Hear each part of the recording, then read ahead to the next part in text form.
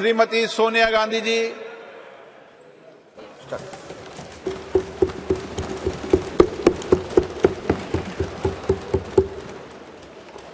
अध्यक्ष महोदय, आपने मुझे बोलने का इजाज़त दिया, मैं आपकी आभारी हूँ। भारतीय राष्ट्रीय कांग्रेस की तरफ मैं नारी शक्ति बंधन अधिनियम 2023 के समर्थन में खड़ी हुई हूँ।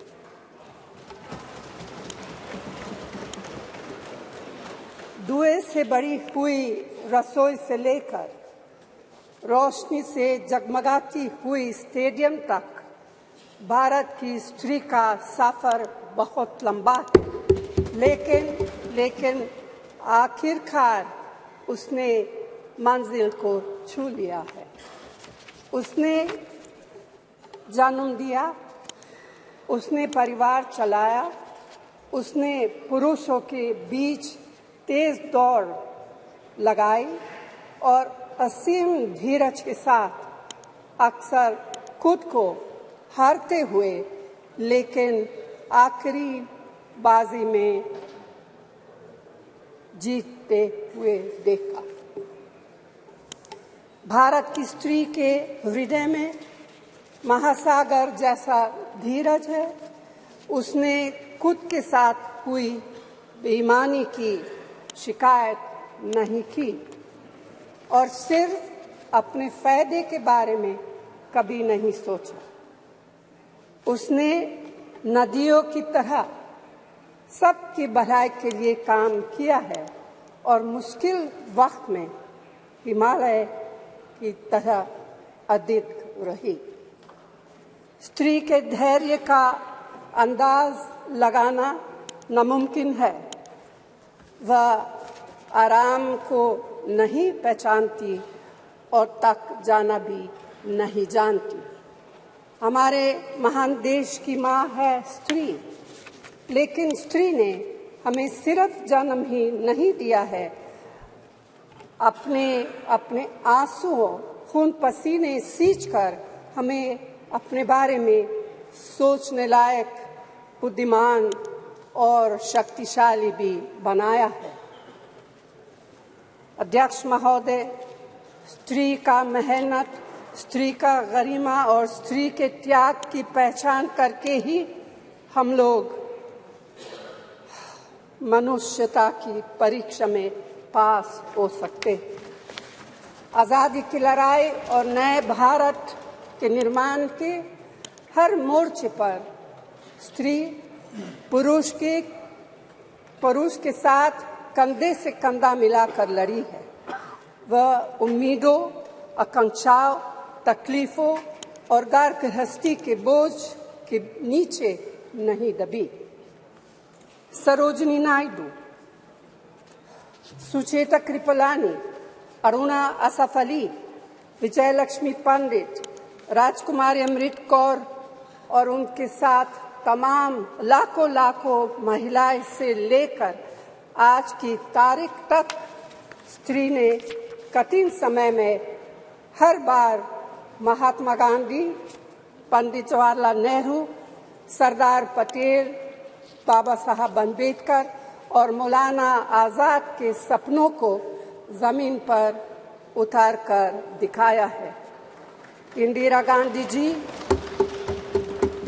गांधी जी का व्यक्तित्व इस सिलसिले में एक बहुत ही रोशन और जिंदा मिसाल है। अध्यक्ष महोदय, खुद मेरी जिंदगी का यह बहुत मार्मिक क्षण है। पहली दफा स्थानीय निकायों में स्त्री की भागीदारी तय करने वाला संविधान संशोधन मेरे जीवन साथी राजीव गांधी जी ही लाए थे। उन्होंने लाए थे जो राज्यसभा में 7 वोटों से गिर गया था। बाद में प्रधानमंत्री पीवी नरसिम्हा राव जी के नेतृत्व में कांग्रेस सरकार ने ही उसे पारित कराया। आज उसी का नतीजा है कि देश भर के स्थानीय निकायों के जरिए हमारे पास 15 लाख चुनी हुई महिला नेता है। राजीव गांधी जी का सपना अभी तक आधा ही पूरा हुआ है। इस बिल के पारित होने के साथ ही वह पूरा होगा। अध्यक्ष महोदय, कांग्रेस पार्टी इस बिल का समर्थन करती है।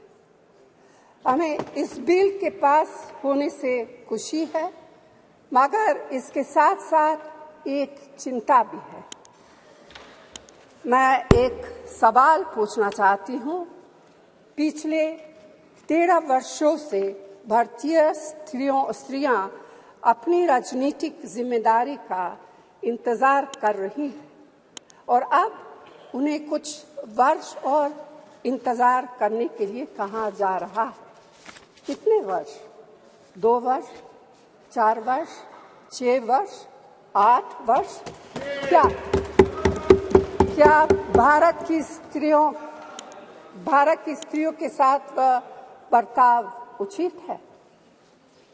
भारतीय राष्ट्रीय कांग्रेस की मांग है कि यह बिल फौरन अमल में लाया जाए,